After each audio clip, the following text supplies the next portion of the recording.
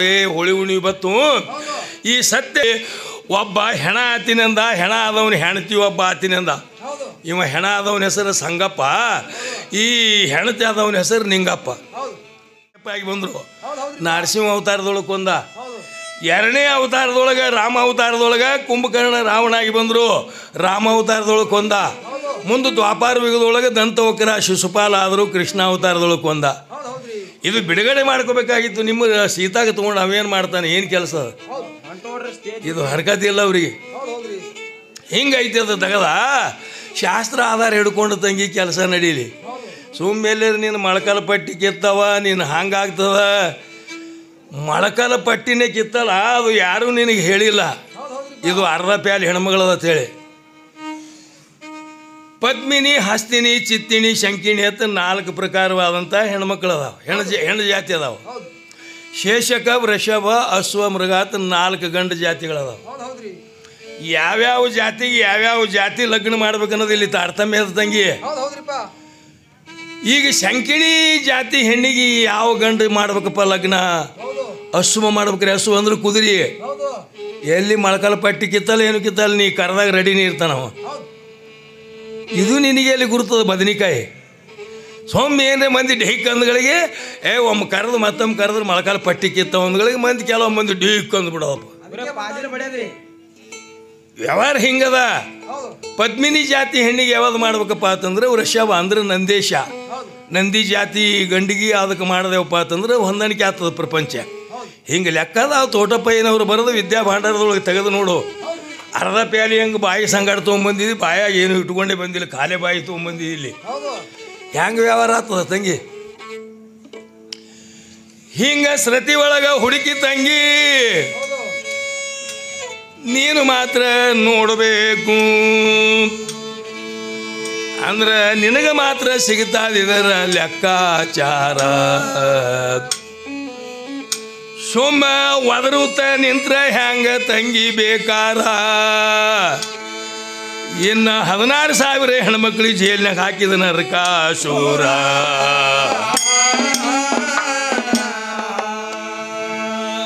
ನಿಮ್ಮ ಹೆಣ್ಮಕ್ಳು ಶ್ರೇಷ್ಠ ಇದ್ರ ಯಾರ್ಯಾರು ಹೋಗಿ ಬಿಡಿಸ್ಬೇಕಾಗಿತ್ತು? ನಮ್ಮ ಕೃಷ್ಣದೇವರ ಹೋಗಿ ಬಿಡಿಸಿ ತಂದಾನ ಮುಡುದಾರ.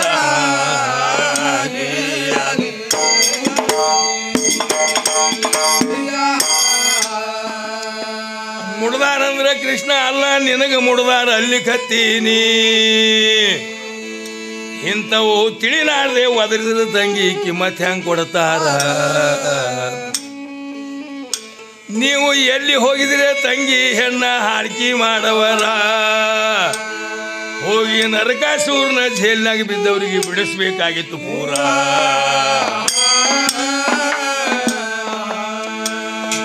16,000 ಗೋಪ್ಕ ಸ್ತ್ರೀಯರು ಅವ ಜೈಲಿನೊಳಗೆ ಬಿದ್ದಿದ್ರು. ಅವರು ಏನ ತಿಂದು ಜ್ವಾಕ್ಯಾಗ್ಯಾರ ತಿಳಿಸ ಉತ್ತರ.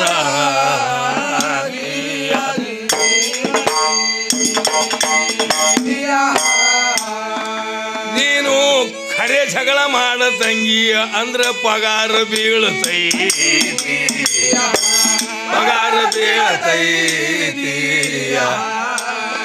ಹುಚ್ಚುಗಟ್ಟಿ ವ್ಯವಹಾರ ಮಾಡಿದ್ರೆ ಖರೆ ಪಗಾರ ಹೆಂಗ ಉಳಿತೈತಿ.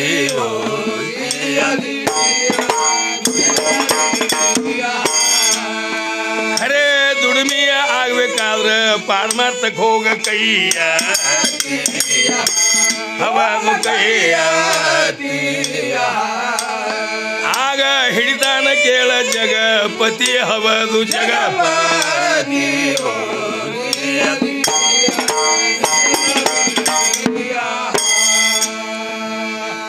ಈಗ ಬಿರ್ಸಿಗೆ ಹತ್ತಲಕತ್ರಿ, ಬಿರ್ಸಿಗೆ ಹತ್ತಲಕತ್ತಗಳಿಗೆ ಗಡಿಗಳು ಕಡಿಗೆ ಹಾಲಕತ್ತು ಒಂದೊಂದು. ಯಾಕಂದ್ರೆ ಆ ಜೋಗೇರಿ ವಿಷಯ ಅಂತ ತೆಗೆದಾರಲ್ರಿ, ಅದು ಇಲ್ಲಿ ಹೇಳ್ಬೇಕಾಗ್ಯದಲ್ಲ. ಮತ್ತೆ ಯಾಕಂದ್ರೆ ಅವ್ರಂಗೆ ಡೂಪ್ಲಿಕೇಟ್ ತಗದ ಇಲ್ಲ, ಒರಿಜಿನಲ್ ಇರಬೇಕು. ಯಾಕಂದ್ರೆ ಹೇಳಿದ್ರು ಸತ್ಯನೂ ಇರಬೇಕು, ಅದು ಮಾತು ಕರೆಕ್ಟ್ನೂ ಇರಬೇಕು, ಮತ್ತು ಹುಡುಕಿದ್ರೆ ಪುಸ್ತಕದಾಗ ಸಿಗ್ಬೇಕದು. ಎಲ್ಲಮ್ಮನ ಮ್ಯಾಗ ಸುಮ್ಮನೆ ಯಾಕೆ ತುಪ್ರಾಣಿ ಕೊಡ್ತೀರಿ? ಎಲ್ಲಮ್ಮನಂತ ದೇವ್ರ ಹೆಣ್ಣು ದೇವ್ರದಾಗ ಯಾರೂ ಇಲ್ಲ ತಂಗಿ. ನಾ ಎಲ್ಲಮ್ಮಗೇನು ಅನ್ನಂಗಿಲ್ಲ. ಯಾಕಂದ್ರೆ 33 ಕೋಟಿ ದೇವತರಿಗೆ ಹೆಂಡ್ರಿಗೆ ಸಹಿತ ಅಂತ ಪರೀಕ್ಷೆ ಮಾಡಿಲ್ಲ. ಜಮದಾಗ್ನಿ ಉಸ್ಕಿನ ಕೊಡ ಹಾವಿನ ಸಿಂಬಿ ಮಾಡಿ ನೀರು ತರಬೇಕು ನನ್ನ ಲಿಂಗಾರ್ಚನಕ್ಕೆ ತಳಿ ಸತ್ತು ಪರೀಕ್ಷೆ ಮಾಡ್ದೆ ಎಲ್ಲ ಮಗ. ಸುಮ್ಮನೆ ಇವು ಇಂಥವು ಗಂಡಜೋಗ್ಯಾರು ಸುಮ್ಮನೆ ಎಲ್ಲವನ್ನ ಹೆಸರು ಮ್ಯಾಗ ಹಾಕಿನಿ ಆ ನಾಮ ಖರಾಬ್ ಮಾಡ್ಲಾಗೈತೇವೆ ಇವು. ಅದು ನಪುಂಸಕಲಿಂಗ ಇರ್ತದ, ಅದು ಹಂಗೆ ಆತದ ಮೊದಲೇ ಹೇಳಿ ನೀವು ಕಿವಿ ಕೇಳಿಸಲ್ಲ ಮೂರುಕ. ಸ್ತ್ರೀಲಿಂಗ ಪುರುಷಲಿಂಗ ನಪುಂಸಕಲಿಂಗ. ಇನ್ನು ನಪುಂಸಕಲಿಂಗ ಅಂದ್ರೆ ಅದು ಮಾಡೋದೇ ಅರ್ಧ ಹೆಣ್ಣ ಅರ್ಧ ಗಂಡ ಸೋಂಗ್ ಮಾಡ್ಕೊತ ಹೋಗ್ತದ. ಅದು ಅವ್ರದಾಗೂ ಇಲ್ಲ ಇವ್ರದಾಗೂ ಇಲ್ಲ. ಸುಮ್ಮನೆ ಯಾಕೆ ಎಲ್ಲ ಮಗ ಕೊಟ್ಟಿ ಮಾಡ್ತೀರಿ? ಒಳ್ಳೇದು ಠೀಕ್ ಅದ.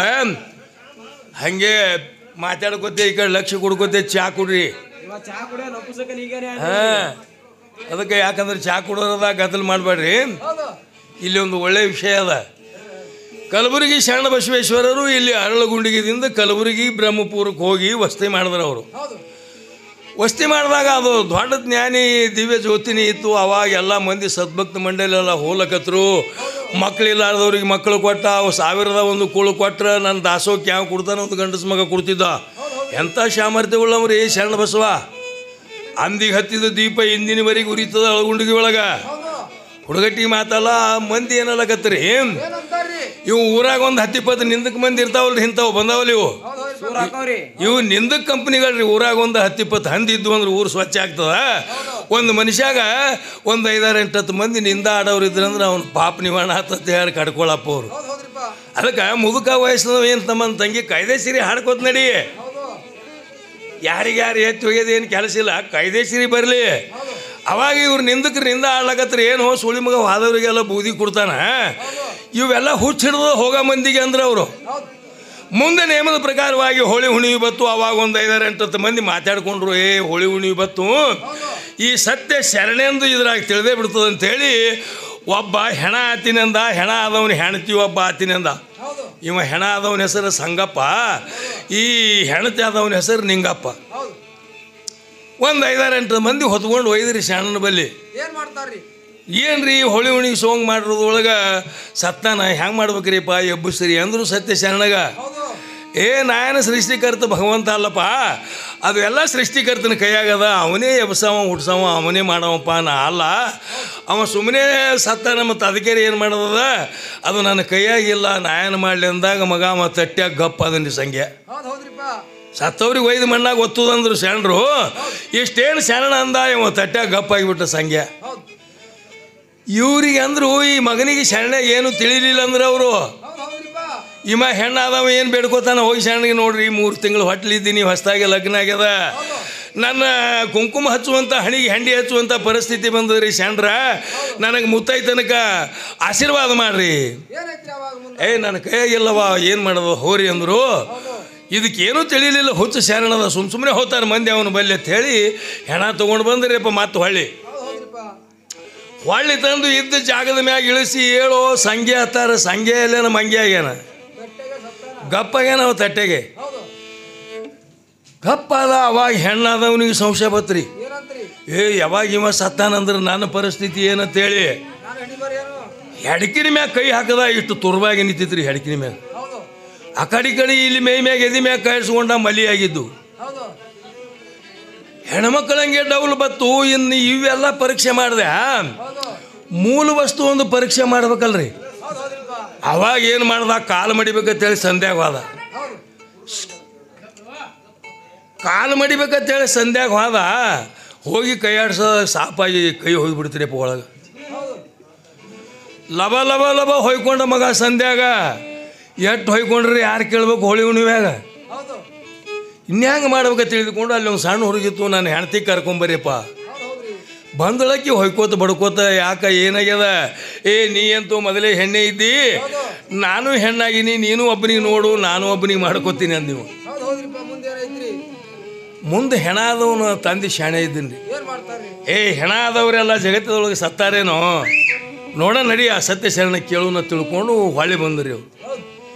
ಯಪ್ಪ ಸುಮ್ಮನೆ ಹುಚ್ಚುಗಾಟಿ ಪಾರುಗಳು ಹೋಳಿ ಹುಣ್ಣಿಮ್ಯಾಗ ಸೋಂಗು ಮಾಡಿ ಆಡ್ಯಾವ, ಹಿಂಗಾಗ್ಯದ ನೋಡ್ರಿ ಅಂದಾಗ ಶರಣರು ಏನಂದ್ರು, ಸುಮ್ಮನೆ ಮಾಡ್ರಿ ಅಂದ್ರೆ ಅವ್ನಿಗೆ ಎಬ್ಬಸ್ರು ಸುಮ್ಮನೆ ಹೇಳ್ತಾನಂದ್ರು.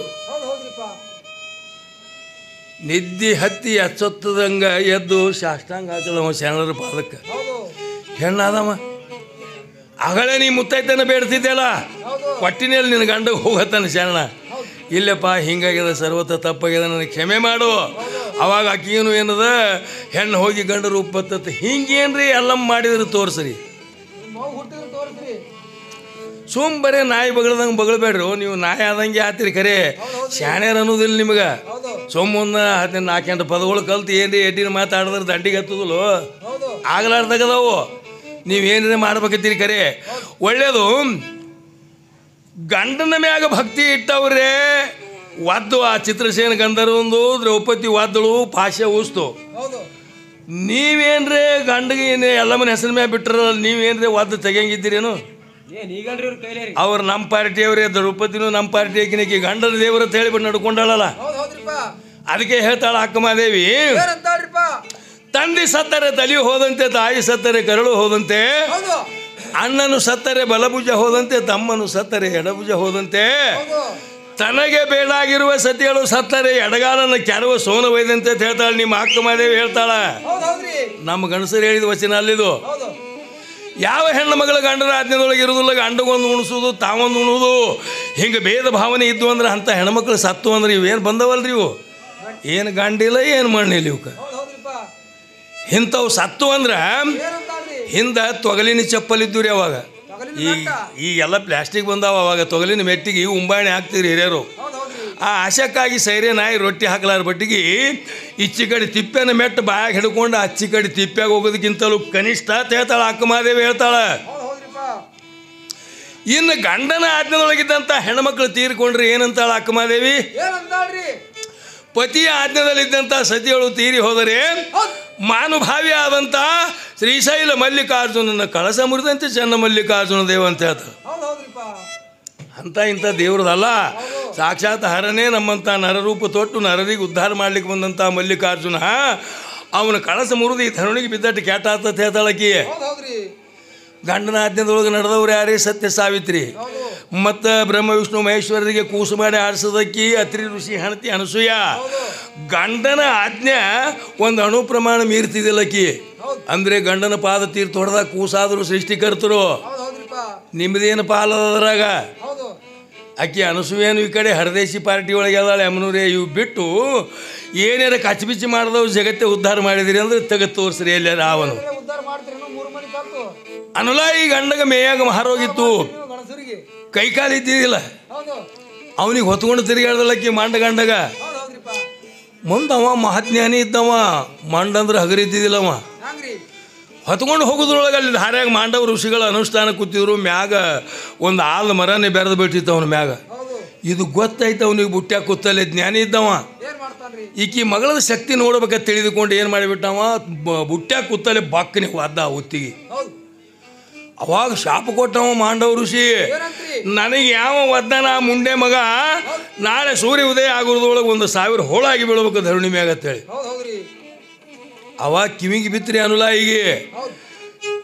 ಸೂರ್ಯ ಹೊಂಟಂದ್ರೆ ಕೂಕುಮ ಹಚ್ಚುವಂಥ ಹಣಿಗೆ ಹೆಂಡಿ ಹಚ್ಚುವಂಥ ಪರಿಸ್ಥಿತಿ ಬರ್ತದೆ. ಇನ್ಯಾಂಗೆ ಮಾಡಲಿ ತಿಳಿದುಕೊಂಡು ಆ ಸೂರ್ಯಗೆ ಅಣಿ ಹಾಕಿಬಿಟ್ಟಿದ್ರಪ್ಪ, ನೀವು ಹೊರಗೆ ಬರಬಾರ್ದು ಹೊಟ್ಟೆ ಅಂತೇಳಿ. ಬರೋಬ್ಬರಿ 10 ದಿವಸ ಸೂರ್ಯನೇ ಉದಯ ಆಗಲಿಲ್ಲ. ಅವಾಗ ಪರಮೇಶ್ವರ ಬಂದು, ತಥಾಸ್ತು ನಿನ್ನ ಭಕ್ತಿಗೆ ಮೆಚ್ಚಿನವಾ, ಉಶಾಪ ಬಿಡು. ಈಗ ಉಶಾಪ ಬಿಟ್ಟನಂದ್ರೆ ನನ್ನ ಗಂಡ ಸಾಯ್ತಾನೆ, ಹೆಂಗೆ ಮಾಡಲಿ? ನಿನ್ನ ಗಂಡನ ಮೇಯನ ಮಾರೋಗನು ಕಳಿತೀನಿ, ಅವನಿಗೆ ಕೈಕಾಲಿಲ್ಲಲ್ಲ ಕೈಕಾಲನ್ನು ಕೊಟ್ಟು ಬಿಡ್ತೀನಿ ಒಳತನ್ನೋನು. ಅವಾಗ ಋಷಿಗಳು ಆಡಿದ ಮಾತು ಹೆಂಗೆ ಹುಷಿ ಹೋಗ್ತದ್ರಿ, ಯಾಕೆ ಒಳತಂದುಗಳಿಗೆ 1000 ಹೋಳಾಗಿ ಬಿದ್ದ ಇವ. ಅವಾಗ ಭಗವಂತ ಅಮೃತ ಹಸ್ತ ಎಳೆದಾಗ ಮೇಯನ ರೋಗನು ಹೋಗ್ಯದ, ಸರ್ವ ಸುಂದರ ಆಗಿ ತನ್ನ ಹೆಂಡತಿ ಕರ್ಕೊಂಡು ಹೋಗ್ಯಾನ. ಇಂಥ ಶಕ್ತಿ ನಿಮ್ಮಲ್ಲಿ ಐತೇನು? ಅದಕ್ಕೆ ಬಸವಣ್ಣ ಸಹಿತ ಹೇಳ್ತಾನೆ ಏನಂತ, ಗಂಡನ ಮೇಲೆ ಸ್ನೇಹವಿಲ್ಲದ ಹೆಂಡತಿದ್ದರೇನು ಫಲವಯ್ಯ, ಲಿಂಗದ ಮೇಲೆ ನಿಷ್ಠೆ ಇಲ್ಲದ ಭಕ್ತನಿದ್ದರೇನು ಫಲವಯ್ಯ, ಇಂಥವ್ರು ಇದ್ದರೇನು ಹೋದರೇನು, ಒದಿಯುವ ಆಕಳಿಗೆ ಹಸಿದು ಕರುವ ಬಿಟ್ಟಂತೆ ಕೂಡಲು ಸಂಗಮ ದೇವ ಅಂತ. ಎಲ್ಲರೇ ತಂದು ಏನರೇ ತಂದು ಜೋಡಾಶಿ ಏನ್ರಿ ಮಾಡ್ಲಿಕ್ಕೆ ಹೋಗ್ಬೇಡ್ರಿ. ಅದಕ್ಕೆ ಸಂತ ತುಕಾರಾಮ ಸಾಧಾರಣ ಅಲ್ಲ, ಲಕ್ಷ್ಮೀದು ಹೇಳಿದ್ರು ಒಂದು ಕಥಾಭಾಗ. ಲಕ್ಷ್ಮಿ ಏನೇನೋ ಮಾಡ್ದಳತ್ತ, ಇವ ವಿಷ್ಣು ಹೋಗಿ ಎಲ್ಲೇ ಪುರಾಣ ಹೇಳ್ತೀನಂತ, ಅದು ಕಟ್ಗಿ ಅದೆಲ್ಲ ಇಟ್ಟಿದ್ದೆಲ್ಲ ಬಂಗಾರ ಅಲ್ಲಕತ್ತು. ಎಲ್ಲಿದೇನು ತಂದಿದೆ ಬಿಡು, ಅವನಿಗೆ ಕಳಿಸ್ರಿ, ಅವನಿಗೆ ಮದ್ರಿ ಹಜ್ಜಿಗೆ ಪುರಾಣ ಹೇಳು ಸಾಕತ್ತೇಳಿ. ಆದರೆ ಇಲ್ಲಿ ಒಳಗೆ ಬರ್ರಿ ಅದು ಕರೆದ್ರತ್ತ. ಎಲ್ಲಿದು ಕಲ್ತಾಳು, ಯಾವ ಪುಸ್ತಕದಂದು ಓದ್ಯಾಳೋ ಇವು ಭೋಗಾಸ್ರಿ ಹೋದ್ರೆ ತಂಗಿ ಸಂತ ತುಕಾರಾಮನ ಮನೆಗೆ ಹೋಗ್ತಾಳಿಕಿ ಭಗವಂತಗೆ ಮೊದಲೇ ಗುರುತಿತ್ತು. ನಾ ಮಾತ್ರ ಹೋಗಿಲ್ಲ, ಅವನಿಗೆ ಏನು ಬೇಡಿದು ಕೊಡು ಅಂತ ಹೇಳಿ ನಿನಗೆ ಆಶೀರ್ವಾದ ಕೊಡ್ತೀನಿ ಕೊಟ್ಟ ಬಾ ಅಂದ. ತಿಳಿಲಿಲ್ರಿ ಮುಂದಿನ ಬೇತ ಅವಾಗ ಬಂದಳು ಲಕ್ಷ್ಮಿ. ಸಂತರು ಇದ್ದಿದ್ದಿಲ್ಲ, ಅವರು ಪಾಂಡುರಂಗನ ಗುಡಿಗೆ ಹೋಗಿದ್ರು. ಬರೋದ್ರೊಳಗೆ ಜಿಜಾಬಾಯಿ ಇದ್ದಳು ಮನ್ಯಾಗ. ನಿಮಗೆ ಏನು ಬೇಡಿದು ಕೊಡ್ಲಾಕ್ ಬಂದೀನಿ ನಾನು ಸರ್ವಸಿದ್ಧಳಾಗಿ ಅಂದ. ಹೆಗ್ಗಾಯ್ತ್ರಿ ಇಂಥದ್ರಿ ಅದನ್ನು ಅರುಚಿ. ಅವಾಗ ಏನಿದೆ ಹೀಗಾಗಿ ಆಸನ ಹಾಕಿ ಕುಂದಿರಿಸಿದಳು. ಅವಾಗ ಸಂತರು ಬಂದರು. ಗುರುವಿನ ಸತಿ ಗುರುತಾಯಿ ಬಂದಾಳಂದ್ರೆ ಹೋಗಿ ನಮಸ್ಕಾರ ಮಾಡಿದರು. ನಾನು ಸರ್ವಸಿದ್ಧಳಾಗಿ ಬಂದೀನಿ, ನಿನ್ನ ಮನೆಗೆ 1,000 ತಲಿತನ ಬಡ್ತಾನ ಬರಲಾರ್ದಂಗೆ ಆಶೀರ್ವಾದ ಕೊಡ್ಲಾಕ್ ಬಂದೀನಿ, ಬೇಡ್ಕೊ ಅಂದಳು. ಅವಾಗ ಹೇಳ್ತಾನಮ್ಮ, ಸತ್ಯವಾಗಿ ಹೇಳು, ನಿನ್ನ ಗಂಡನ ಹಾನಿ ಮಾಡಿ ಹೇಳು, ನಾ ಬೇಡಿದು ಕೊಡ್ತೀನಿ ಅನ್ನಂಗೆ ನೀ ಹಾನಿ ಮಾಡು. ಏನೋ ಬೇಡ್ಕೊಳ್ಳಂಗೆ ಕಾಣ್ತಾನಂತ ಹೇಳಿ ಇದು ಸಿಕ್ಕಂಗೆ ಏನದ ಹಾನಿ ಮಾಡ್ಲಕತ್ತೀರಿ ಲಕ್ಷ್ಮಿ. ಆ ಪಾಂಡುರಂಗನ ಹಾನಿ ಮಾಡಿ ಹೇಳ್ತೀನಿ, ಸಪ್ತ ಋಷಿಗಳ ಹಾನಿ ಮಾಡಿ ಹೇಳ್ತೀನಿ, 33 ಕೋಟಿ ದೇವತರ ಹಾನಿ ಮಾಡಿ ಹೇಳ್ತೀನಿ, ಸೂರ್ಯಚಂದ್ರಾದಿಗಳ ಹಾನಿ ಮಾಡಿ ಹೇಳ್ತೀನಿ, ನೀ ಬೇಡಿದು ಕೊಡ್ತೀನಿ, ಬೇಡು. ಅವಾಗ ಸಂತ ಹೇಳ್ತಾನ, ನೀ ಇದೊಮ್ಮೆ ಏನು ನನ್ನ ಮನೆಗೆ ಬಂದಿದ್ದೆ ನೋಡು, ನಾಳೆಗೆ ಬರಬೇಡ, ಇದು ಒಂದೇ ಆಶೀರ್ವಾದ ಕೊಡು ಅಂದ. ನೋಡ್ರಿ ಎಷ್ಟು ದೂರದ ವ್ಯವಹಾರ. ತಂಗಿ ಬೆಳ್ಳಿ ಬಂಗಾರ ನಿನಗೆ ಮೊದಲೇ ಹೇಳಿ, ಗೋರಖನಾಥ್ ನಿಂತು ಕಾಲು ಮಾಡಿದ್ರೆ ಬಂಗಾರ ಆಗ್ಯದ ಅಂತೇಳಿ. ಅವ್ರಿಗೆ ಇವೆಲ್ಲ ಆಗೋದಲ್ಲ. ಹೇಳಿದ್ರು ನೋಡ್ರಿ, ಸಾಧು ಅಂದ್ರೆ ಅಂದ್ರೆ 6 ಕಾಮಕ್ರೋಧ ಲೋಭ ಮದ ಮಚ್ಚರ ಒಪ್ತೀನಿ. ಇವು ದೂರ ಮಾಡಿದವರು ಸಾಧುರು. ಇವರೆಲ್ಲ ದಿನಕ ಸಾಧು, ರಾತ್ರಿ ಚೋದು ಅಂತ ಹೇಳ್ದಿ. ನಿನಗೇನು ಗೊತ್ತದ? ನಿನಗೆ ಏನೂ ಗೊತ್ತೇ ಇಲ್ಲ ತಂಗಿ. ಸೋಮ ಕಾಣಿಸಲಾರ್ದೆ ಬಗಳೋದು ಒಂದೇ ಗೊತ್ತದ ನಿನಗೆ. ಮಸಿಮಾಳ ವಿದ್ಯಾಗ ಇದ್ರು ಅರ್ಥ ಮತ್ತೊಂದು ಏನು ಗೊತ್ತಿಲ್ಲ. ಮೊಳಕಲ ಪಟ್ಟಿ ಕಿತ್ತವ, ಹಂಗೆ ಮಾಡ್ತಾವ, ಹಿಂಗೆ ಅಶಶೀಲ ಶಬ್ದಗಳು ಮಾತಾಡೋದು. ಬರೇ ಆಧಾರಕ್ಕೆ ತಂದು ಹಚ್ಚಿ ಮಾತಾಡೋ. ಆಧಾರಕ್ಕೆ ಹಚ್ಚಿ ಮಾತಾಡಿದ್ರೆ ಬಲ್ಲವ್ರು ಒಪ್ತಾರೆ. ಈಗ ಏನದ ಢೀಕನವ್ರು ಏನ್ರಿ ಒಪ್ತಾರತ್ ಮಾಡಿದೆ ನಿನಗೆ. ಅವ್ರ ಕಣ್ಣಿಗೆ ಅಟ್ಟೆ ಕಂಡದ ಅವ್ರು ಢೀಕ್ ಅಂದರು. ಅಭ್ಯಾಸಿಗಳು ನಿನಗೆ ನೆಂಬುದಿಲ್ಲ, ಹುಚ್ಚದ ಅರುಚಿಯದ ಥರ.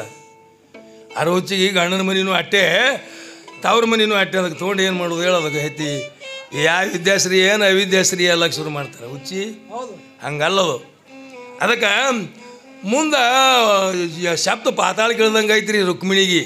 ನಾ ಯಾಕ್ಯಾರಿ ಬಂದೆಪ್ಪ, ಇದು ಎಲ್ಲ ಪಾಂಡುರಂಗ ಗುರುತಿತ್ತು. ಹೋಗಿ ಹೇಳಿದಳು, ನಾ ಮೊದಲೇ ಯಾಕೆ ಹೇಳಿದ್ದೆ ನಿನಗೆ ಹೋಗಬೇಡ ಅಂದರು, ಕೇಳಲಿಲ್ಲ ನೀನು. ನನ್ನ ಸಂತರು ನನ್ನ ಸದ್ಭಕ್ತರು ಭಾಳ ದೊಡ್ಡವರು ಅದಾರ ಭೂಲೋಕದೊಳಗೆ, ನಿನಗೇನು ಗೊತ್ತದ ಹುಚ್ಚಿ ಅಂದ. ಒಳ್ಳೇದು ಏನೋ ಕೊರವಂಜಿ ರೂಪ ತಾಳ್ಕೊಂಡು ಅಂದತ್ರಿ ನಮ್ಮ ಪರಮಾತ್ಮ. ಒಳ್ಳೇದು ಟೀಕದ ಒಪ್ತೀನಿ, ನಿನ್ನ ಮಾತಿಗೆ ಹ್ಞೂ ಅತ್ತೀನಿ ನಾನು. ಶಕ್ತಿ ಪೂಜೆ ಮಾಡಲಿಕ್ಕೆ ಸತ್ಯಭಾಮಿ ಕೂತಿದಳು ಅಲ್ಲಿ. ಇವ ಕೊರವಂಜಿ ರೂಪ ತೊಟ್ಟು ಹೋಗ್ತಾನ ಕೃಷ್ಣ. ಹೋಗಿದ್ದು ಖರೆ. ಶಮಂತಕ ಮುನಿ ಇದು ಇತ್ತಲ್ರಿ, ಶಪಥ ಇತ್ತಲ್ಲ, ಯಾವುದೇ ಇದ್ರೊಳಗೆ ನೀನು ಬಲ್ಲಿದ್ರೆ ಆ ರತ್ನಹಾರ ತರ್ತೀನಿ ಅಂತ ಹೇಳಿದ್ನಲ್ಲ ಕೃಷ್ಣ. ಅವಾಗ ಸತ್ಯಭಾಮಿಯಾಗಿ ಹೋದ. ನೀನು ಶಕ್ತಿ ಹೆಚ್ಚಿದ್ದಿ, ನೀ ಜ್ಞಾನಿ ಇದ್ದೆಪ್ಪ ಅಂತಂದ್ರೆ ಇವ ನನ್ನ ಗಂಡ ಇಂಥ ರೂಪ ತೊಟ್ಟು ಬಂದಾನಂತೇಳಿ ಗುರುತು ಹಿಡಿಬೇಕಾಗಿತ್ತು. ಬಪ್ಪರೆ ಮಗಳ ಆದಿಶಕ್ತಿ ಹೌದತ್ತಿದ್ದೇನ. ಮಳ್ಳಾಗಿ ಕೊಟ್ಟಲ್ರಿ ಹಾರ, ಕೊಟ್ಟಳಿಲ್ರಿ ಪಾರಿಜಾತ ಮಾಡ್ತಾರಲ್ಲ. ಇವೆಲ್ಲ ಕಡಿಬಿಡಿಕೆ ಆಟ ಬೇಡ್ರಿ, ಇಲ್ಲಿ ನಡೆಯಂಗಿಲ್ಲ ನೌತಿ. ಕಡಿಬಿಡಿಕೆ ಬಗರಿ ಹಂಗ ಅವು ಏನ್ರಿ ಮಾತಾಡೋಣ. ಢೀಕಂದುಗಳಿಗೆ ದೊಡ್ಡ ಶೆಣೆ ಆಗಿದ್ದೀನಿ ಭಾಳ. ಆಧಾರಗಳ ಮಾತಾಡೋ. ಅದಕ್ಕೆ ಸಂತ ತುಕಾರಾಮ ಹೆಡಕಿನ ಚೆಂಡು ಹಿಡಿದು ದಬ್ಬಿ ಬಿಟ್ಟ ನಡೆಯ ಕಡೆ ಅಂತ ಹೇಳಿ. ಹಿಂಗೆ ಎಷ್ಟೋ ಮಂದಿ ವಾರ್ತೆಗಳದಾವ. ಭಸ್ಮಾಸೂರ ಪಾರ್ವತಿಗೆ ಬೇಡದವ ಬಹುಳಾಶಂಕರ.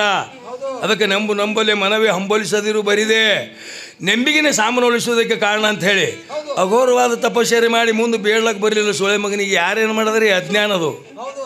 ಪರಮಾತ್ಮನ ಹೆಂಡತಿ ಬೇಡದಿರ್ತದ, ಅದು ಸಾಧ್ಯ ಆಗ್ತದ ವಸ್ತು ಆಗಲಾರ್ದಗದ. ಆವಾಗ ಅವನಿಗೆ ಗರು ಮುರಿಯುವ ದಶಿಂದಾಗಿ ವಿಷ್ಣು ಏನದ ವೇಷ ತೊಡಬೇಕಾಯ್ತು.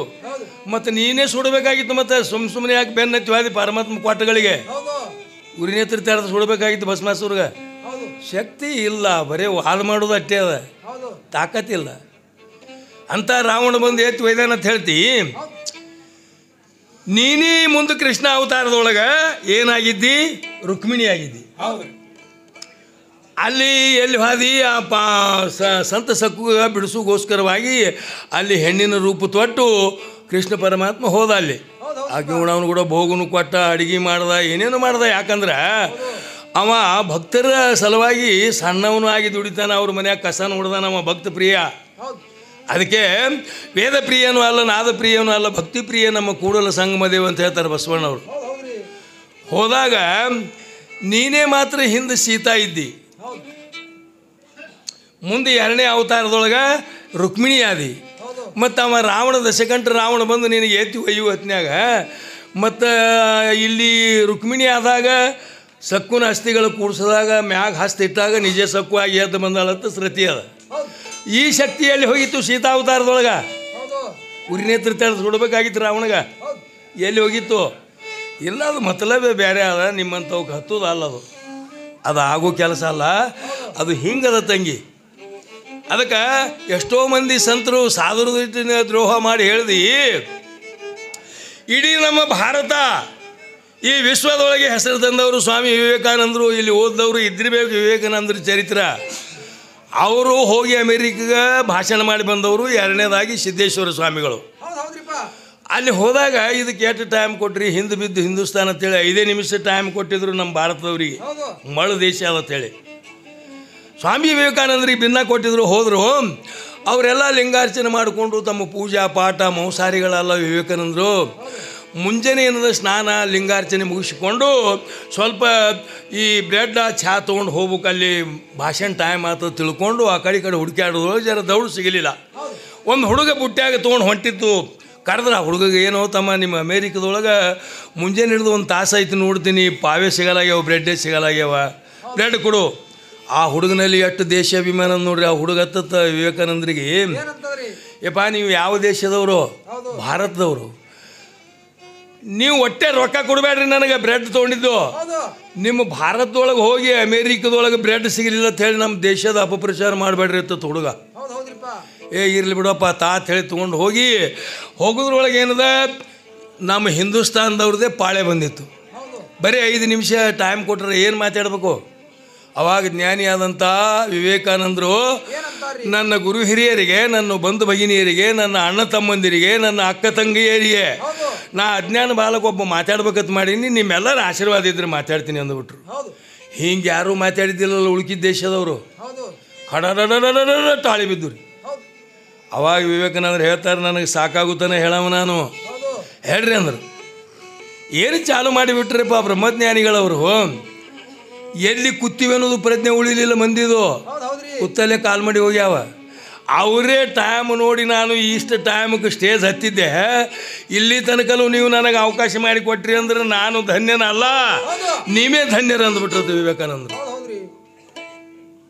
ಇದನ್ನು ನೋಡಿಕೊಂಡು ಅಲ್ಲಿ ಅಮೇರಿಕದೊಳಗೆ ಒಬ್ಬಕ್ಕೆ ಹೆಣ್ಮಗಳು ದೊಡ್ಡ ಶ್ರೀಮಂತನ ಮಗಳು ಇವ್ರ ಮ್ಯಾಗ ಮನಸ್ಸು ಮಾಡಿದಳು ವಿವೇಕಾನಂದನ ಮ್ಯಾಗ. ಯಾಕಂದ್ರೆ ಸಾಧುರು ತೆಗೆದಾರ, ಡೂಪ್ಲಿಕೇಟ್ ಸಾಧುರದು ಮಾತಾಡಬೇಡ್ರಿ, ಇಲ್ಲಿ ಒರಿಜಿನಲ್ ಸಾಧುರದು ಹೇಳ್ರಿ ಏನ್ರಿ ಕುಂದಿದ್ರೆ. ಆಕೆ ಕರೆಸ್ಕೊಂಡ್ರಲ್ರಿ ಅವನಿಗೆ ವಿವೇಕಾನಂದರಿಗೆ ಭಿನ್ನ ಕೊಟ್ಟು, ನಂದು ನಿಮ್ಮ ಮ್ಯಾಗ ಮನಸ್ಸಾಗ್ಯದ ರೀ ಅಂದಳು ಅವನಿಗೆ. ಯಾತಕ್ಕಾಗಿ ಮನಸ್ಸಾಗ್ಯದ ಮಾತು ಕೇಳಿದ್ರು ವಿವೇಕಾನಂದರು, ನಿನ್ನ ಲಗ್ನ ಮಾಡಿಕೊಂಡು ನಿನ್ನ ಕೂಡ ಸಂಘ ಮಾಡಿ ನಾನು ಇನ್ನಂಥದ್ದೇನು ಮಗ ಹಡಿಬೇಕಂತ ಮಾಡೀನಿ.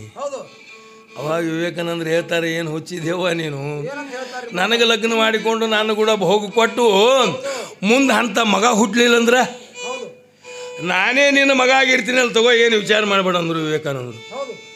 ಬರೇ ಮಾತಿಗೆ ನೆಂಬಬೇಡಾಕಿ ಲಗ್ನ ಸಹಿತ ಇನ್ನೂ ಆಗಿಲ್ಲಲ್ರಿ. ಮತ್ತು ನಿನ್ನ ಕುಚೆಗಳು ತೆಗಿ, ನಿನ್ನ ಮಲೆನ ಹಾಲು ಬಂದು ನನ್ನ ಬಾಯಾಗ ಬಿದ್ದು ಅಂದ್ರೆ ಮಗ ಅಂತ ತಿಳ್ಕೊ, ಇಲ್ಲದಿದ್ರೆ ಬೇಡ ಅಂದರು. ಅವರು ಕರುಣೆ ಮಾಡಿದ್ರೆ ಲಗ್ನ ಅಲ್ಲಾರ್ದು ಹೆಣ್ಮಗಳು ಕುಚಿಯದೊಳಗಿನ ಹಾಲು ಬಂದು ಇವರು ಬಾಯಾಗ ಬಿದ್ದಾವ ನೋಡು. ಅವಾಗ ಅಮೇರಿಕದಾಗ ಮಾತಾಡ್ತಾರೆ, ಭಾರತದ ಒಬ್ಬನೇ ಇಂಥ ಸಾಮರ್ಥ್ಯವುಳ್ಳವದಾನ, ಇನ್ನೂ ಭಾರತದೊಳಗೆ ಎಷ್ಟು ಮಂದಿ ಇದ್ದಿರಬೇಕು ಅಂತೇಳಿ. ಅವಾಗ ನಮ್ಮ ಭಾರತದ್ದು ಅಲ್ಲಿ ಹೆಸರು ಬತ್ತು. ಅಮೇರಿಕದೊಳಗೆ ಮನೆಗೊಂದೊಂದು ಫೋಟೋ ವಿವೇಕಾನಂದರದು. ಯಾವ್ಯಾರ ಸುಮ್ಮನೆ ಇಸ್ಪೇಟಾಡಿ ಸಾಲ ಮಾಡ್ಕೊಂಡು ಸಾಧು ಅದನ್ನ ಅಂಥವ್ರದ್ದು ಹೇಳ್ತೀರೇನೋ ಹುಚ್ಚುಗಳೇ. ಆ ಯಮ ಬಂದು ಏನೇನೋ ಮಾಡ್ದನತ್ತ, ಇವ ಯಮ ಧರ್ಮಂದು ಹೇಳ್ದನ್ರಿ, ಇವ ಕರ್ಮ ಧರ್ಮ ಬಂದವಲ್ರಿ ಇವು. ಅಂಥವು ಯಾಕೆ ಹೇಳ್ತೀನಿ, ನಾವು ಎಷ್ಟು ಕೇಳಿವಿ ಅಷ್ಟು ಹೇಳ್ಬೇಕು. ನಿನ್ನ ಮನೆಗೆ ಏನು ದುಡ್ಲಕ್ಕಿದ್ದೀನಿ ಅನ್ನ ಏನು ಬಂದಿದ್ದ ಆಧಾರಗಳು ಮಾತಾಡವನೇನ. ಅದಕ್ಕೆ ಯಮನಪ್ಪಗೆ ಏನು ಕೇಳಬೇಕಾಗ್ಯದ್ರಿ, ನೀ ಯಮನಪ್ಪ ಹೌದು ಅಂದ್ರೆ ಅವ ತೆಳಗೆ ತಪ್ಪಿಸಿ ಬರದ, ಹಿಂಗೆ ಹಿಂಬರಿಕಿಲೆ ಅವ ಶಿಕ್ಷೆ ಕೊಡ್ದ, ಬರಬರೇ ಆಯ್ತು ಹ್ಞೂ ಅತ್ತೀನಿ ನಾನು. ಯಮಗೆ ಒಬ್ಬ ಕಟ್ಟಿ ಜೈಲ್ನಾಗ ಹೋಗಿದ್ದ ಅವ ಯಾರು ಈ ಎತ್ತುಗಳಿಗೆ ಹೇಳ್ಬೇಕು ನೀ, ಯಾಕಂದ್ರೆ ನೀ ಯಮಂದು ಗೊತ್ತಿದ್ದಂಗದ್ರಿ ಇವನಿಗೆ. ಕೈಕಾಲ ಕಟ್ಟಿ ಅವನಿಗೆ 3 ದಿನ ಜೈಲ್ನಾಗ ಹೋಗಿದ್ದ. ಅದು ಎಲ್ಲಿ ಅವ ಕಟ್ಟಿ ಹೋಗೋದವ ಯಾರು? ಇದು ಯಮನಪ್ಪಗ್ರಿ. ಇನ್ನು ಹೇಳ್ದಳಲ್ರಿ, ಒಂದೇ ತಲೆ 18 ಕೈ ಅಂದಗಳಿಗೆ ದಶೆ ಇಂದ್ರಿಯತ ಅಷ್ಟಮದ ಆತ ತಂಗಿ ಇನ್ನೊಮ್ಮೆ ಶಾಂತವಾಯಿ ಹೊಟ್ಟಿಲಿ ನೀ ಹುಟ್ಟದಾಗ ಸ್ವಂತದ ಏನ್ರಿ ಬರ್ಬೋದು ಅದು ನೀನು ಸ್ವಂತಕ್ಕೆ ಬರೋದಿಲ್ಲ ಹೋಗಿ ಮಠ ಮಾಡಿದವು ಕೇಳಿದ್ರೆ ಗೊತ್ತಾಗ್ತದು ಒಂದೇ ತಲೆ 18 ಕೈದು ಈ ದೇವಿದನು ಹೇಳಿದಿಲ್ಲ ಅದನ್ನು ಸಮರ್ಪಕ ಉತ್ತರ ಅಲ್ಲ ಅದು ಭಾಳ ಸೂಕ್ಷ್ಮದ ತಂಗಿ ಅದು ಪಾರಮಾರ್ಥದಲ್ಲಿ ನೋಡ್ರಿ ಬೇಕಾದ್ರೆ ಹೋಗು ಸಾಕಾದ್ರೆ ಬಾ ಅಂದ ಕೂಡಲೇ ಹೋಗೋ ಜೀವ ನೀನೇತ ಬರೋ ಇವನೇತೆ ಹುಚ್ಚಿಗಳೇ ಅರ್ಥ ತಿಳಿಲಿಲ್ಲಂದ್ರೆ ಬಾಯಿ ಹಾಕಬಾರ್ದು 84 ಲಕ್ಷ ಯೌನಿಗಳಲ್ಲಿ ಪುನರಪಿ ಜನನಂ ಪುನರಪಿ ಮರಣಂ ಅಂತ ತಿಳಿದುಕೊಂಡು ನಿಜಗುಣಿಯವರು ಹೇಳ್ತಾರೆ ಅದಕ್ಕೆ 5 ಹುಟ್ಟಿ ಸಾಯೋದು ಬ್ಯಾಡ ಅಂದ್ರೆ ಪಾರಮಾರ್ಥದ ಕಡೆ ಹೋಗತ್ತೆ ಹೇಳೇನು ಕವಿ ಮತ್ತು ಬೇಕಂದ್ರೆ ಇದೇ ಪ್ರಪಂಚ ಮಾಡು ಇದು ಬಿಟ್ಟವರೇ ಜೀವಾತ್ಮ ಹೋತಾನತ್ತ ಮಾತು ಬರ್ತಾನತ್ತ ಆಕಳು ಒಯ್ದು ಎಮ್ಮಿ ತಂದು ಆಕಳಿಗೆ ಹಚ್ಚಲಕ್ಕೆ ಹೋಗ್ಬೇಡ್ರಿ ಅದು ಸಜ್ಜಾಗೋದಿಲ್ಲ ಕೆಲಸ ನೀನು ದೇಹ ಬೇಕತ್ತಿ ನನ್ನ ಜೀವ ಇರಲಾರ್ದೆ ನಿನ್ನ ದೇಹ ಏನು ಮಾಡ್ತದ ಏನೂ ಸ್ವತಂತ್ರ ಇಲ್ಲ ನಿನಗೊಂದು ಉದಾಹರಣೆ ಹೇಳ್ತಾ ಇದ್ದೀನಿ ಮುಂದೆ ಮೊದಲ ಜೀವನ ಮುಕ್ತ ಅನ್ನೋದೊಂದು ಸಿನಿಮಾ ಬಂದಿತ್ತು ಅವ ಮುದುಕೇರಿಗೆ ಏನೂ ಗೊತ್ತಿಲ್ಲ ಜೀವನ ಮುಕ್ತ ಸಿನಿಮಾ ಅಂದರೆ ಏನೇ ಒಂದು ದೇವಾಲಯ ಇದ್ದಿರ್ಬೇಕು ಏನಂತೇಳಿ ಒಂದು 18 ಮುದುಕೇರು ತಯಾರಾದ್ರಿ ಸಿನಿಮಾಕ್ಕೆ ಮತ್ತು ಅಲ್ಲಿ ಹೋಗೋದ್ರಾಗ ಹೋಗಾರ ಮನೆ ಬಿಗ್ತಾನಾಗಿತ್ತು ಆ ಮಾಳವಕ್ಕನ ಮನೆಗೆ ಹೋದರು ನನ್ನ ತಾವ್ರ ಮನೆಯವ್ರು ಬಂದಾರ ಅಂತೇಳಿ ಆಕಿ ಭಯಂಕರ ಆಧಾರ ಸತ್ಕಾರ ಮಾಡಿ ಹೋಗುವತ್ನಾಗ ಮುದುಕೇರತ್ತವ ದೇವ್ರ ಗುಡಿ ಇದ್ದಿರ್ಬೇಕಂತೇಳಿ ಅವ್ವ ಅಲ್ಲಿ ಯಾರೇ ಹೋಯಂಗಾರ ನಮ್ಮ ಕಾಲನ ಇಲ್ಲೇ ಬಿಟ್ಟು ಹೋಗ್ತೀವಿ ಪಿಕ್ಚರ್ ನೋಡಿ ಬಂದು ಹಾಯ್ಕೊಂಡು ಹೋಗ್ತೀವಿ ಯಾಕಾಗಲ್ಲ ಬಿಡ್ರಿ ಅಂದಳಕಿ ಭಯಂಕರ ರಶ್ ಐತ್ರಿ ಅದೇ ಸಿನಿಮಾ ಬಂದಿತ್ತಲ್ಲ ಜೀವನ ಮುಕ್ತ ಅಂದ್ರೆ ಎಂಥದಂತೇಳಿ ಆ ಕಡೆ ಗದ್ದಲ್ದಾಗ ಒಂದು ಮುದುಕಿ ತೀರ್ಕೊಂಡ್ಬಿಡ್ತೀರಿಪ್ಪ ಹೆಂಗೆ ಮಾಡ್ತಾರೆ ಇನ್ನು ಮುದುಕೇರತ್ತವ ಏನು ಮಾಡೋದು ಪಿಕ್ಚರ್ ನೋಡಿ ಬಂದು ಬಂಡ್ ಮಾಡಮು ಆ ಮಾಳವಕ್ಕನ ಮನೆಗೆ ಹೋಯವ್ ನಡ್ರಿಕಿಗೆ ಹೊತ್ಕೊಂಡಂದ್ರು ತೊಗೊಂಡು ಆ ಮನೆಗೆ ಹೋದ್ರಿ ಆ ಮುದುಕಿ ಮನೆಗೆ ಹೋಗಾರ ಮಾಳವನ ಮನೆಗೆ ಯವ್ವ ಜರ ಸಿನಿಮಾ ನೋಡಿ ನಾವು ಬಂದು ಏನದು ಬಂಡ್ ಮಾಡ್ತಾ ಇದ್ದೀವಿ ಅದಕ್ಕೆ ನೀವು ಜನ ನೋಡ್ರಿ ಅಂದಾಗ ಹೇಳ್ತಾಳೆ ಮುದುಕಿಯಾಗಿ ಮುಕ್ಕಳಿಗೆ ಬುದ್ಧಿಲ್ಲ ನಿನಗೆ ಇನ್ನೂ ಒಂದು 1000 ಜೋಡು ಮೆಟ್ಟಿಡ್ರಿ ಹೆಣ ಇಟ್ಕೊಳ್ದಿಲ್ಲ ನಾ ಅಂದಳಕಿ ಅವ ಇದ್ದಿಲ್ಲ ಅಂದ್ರೆ ಮೆಟ್ಟಿನಕ್ಕಿಂತಲೂ ಕನಿಷ್ಠದ ತಂಗಿ ನೀ ಸುಮ್ಮನೆ ಏನದ ಹೈರಾಣ ಅದೇ ನಿಗ್ರ್ಯಾಡಿ ಅದಕ್ಕೆ ಈಗ ಏನು ಹೇಳಬೇಕಾಗಿದೆ ಹೆಣ್ಮಗಳಿಗೆ ಅವನಿಂದರೆ ಕೇಳ ತಂಗಿ ಎಲ್ಲ ಸಂಭ್ರಮ ಕಂಡಿದೆ ನೀನು ಕಣ್ಣಿಗೆ ಕಾಣುವುದೆಲ್ಲ ಹೆಣ್ಣಂಗಂತ ಹೇಳ್ತಿದ್ದೆವ ನನಗ ನಿನ್ನ ಮಾತ ನಿನಗೆ ಕೇಳ್ತೀನಿ ಉತ್ತರ ಬರಲೇ ಇದರಂಗ ಇನ್ನು ಕಣ್ಣಿಗೆ ಕಾಣುವುದೆಲ್ಲ ಹೆಣ್ಣ ಅಂತಿದೆಂದಾಗ